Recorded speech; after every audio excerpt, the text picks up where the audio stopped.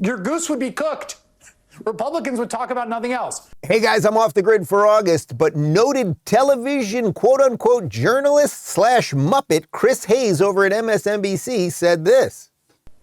1 year ago today, the Inflation Reduction Act, the most significant piece of climate legislation in U.S. history, was signed into law.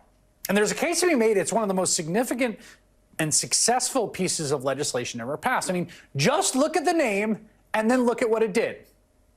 In August of last year, when the Inflation Reduction Act was signed into law, inflation was 8.3%. 1 year later, inflation's about 3.2%. Inflation was reduced. Promises made, promises kept.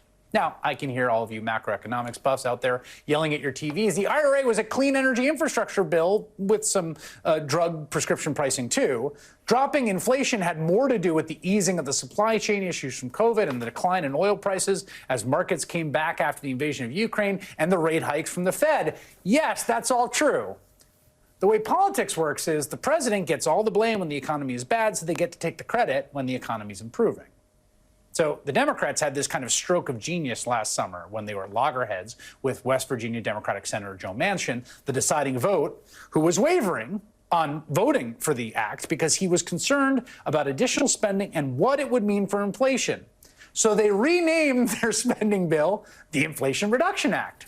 At the time, that was seen as a kind of cheeky dig at Republicans, but it worked.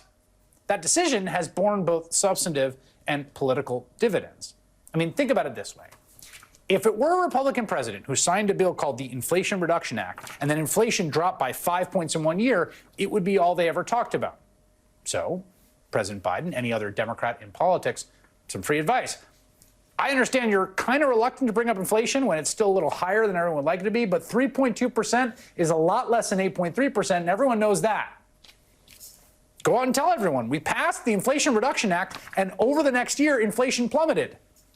Think about it this way. If you'd passed the Inflation Reduction Act and inflation had gone up 5 points, your goose would be cooked.